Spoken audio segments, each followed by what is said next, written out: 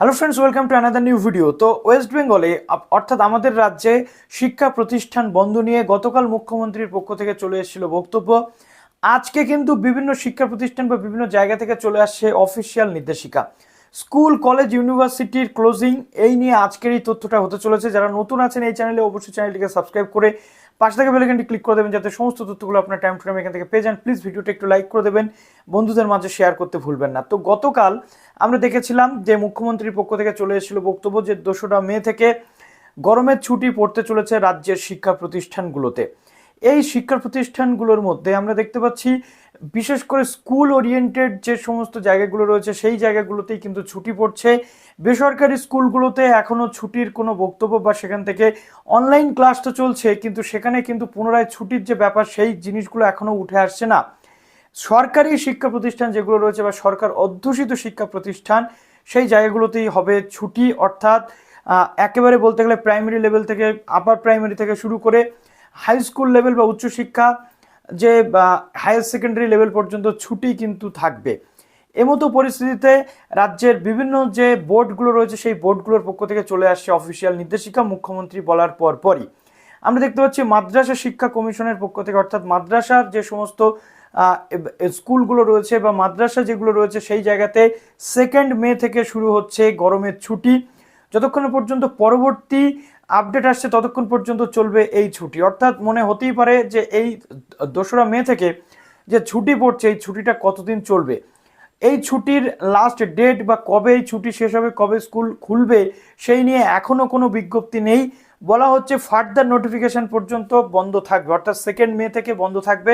সেটা 15 দিন বন্ধ থাকবে নাকি 1 মাস বন্ধ থাকবে নাকি 1.5 মাস বন্ধ থাকবে, এরকম কোনো সঠিক গাইডলাইন এখনো এসে পৌঁছায়নি।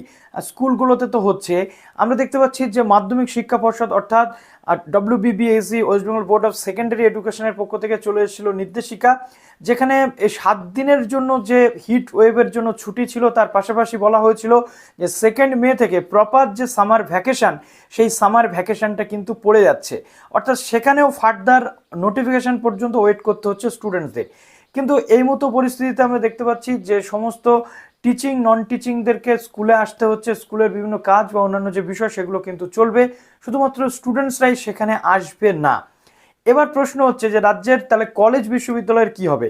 রাজ্যের কলেজ বিশ্ববিদ্যালয়ের বক্তব্য গতকালকে আমি বলে দিয়েছিলাম, যেহেতু মুখ্যমন্ত্রী কলেজ বিশ্ববিদ্যালয়ের বিষয়ে কোনো আলোকপাত করেননি, কলেজ বিশ্ববিদ্যালয়ে এই সময় চলবে পরীক্ষা। 2 মে থেকে অলমোস্ট 1 তারিখ বা 2 তারিখ থেকে আমরা দেখতে পাচ্ছি পরীক্ষা শুরু হয়ে যাচ্ছে। কল্যাণী ইউনিভার্সিটি DODL এর পরীক্ষা এবং অন্যান্য ইউনিভার্সিটিরও বিভিন্ন পরীক্ষা রয়েছে। সুতরাং কলেজ ইউনিভার্সিটিতে এই গরমের ছুটি কিন্তু সেই অর্থে পড়বে বলে মনে হচ্ছে না, এবং এখনো পর্যন্ত অনিশ্চিত যে কলেজ ইউনিভার্সিটিতে গরমের ছুটি পড়বে। যদিও 2022 সালে কলেজ, ইউনিভার্সিটি এবং স্কুলে একই সাথে কিন্তু গরমের ছুটি পড়েছিল।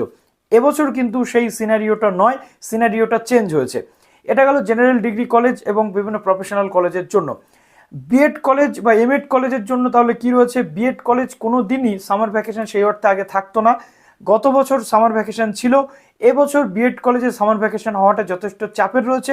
সুতরাং বিএড এবং এমএড বা বিভিন্ন ট্রেনিং কলেজে সামার ভ্যাকেশন কিন্তু সেই অর্থে থাকছে না, কেননা প্রফেশনাল ডিগ্রির ক্ষেত্রে বা ট্রেনিংয়ের ক্ষেত্রে যথেষ্ট চাপ থাকে, সেখানে অ্যাসাইনমেন্ট, প্র্যাকটিকাম থেকে শুরু করে এভরিথিং। তো সেই জায়গাতে দাঁড়িয়ে নতুন করে যদি আবার কলেজ বন্ধ থাকে সেই জায়গাগুলো কিন্তু স্তব্ধ হয়ে পড়বে।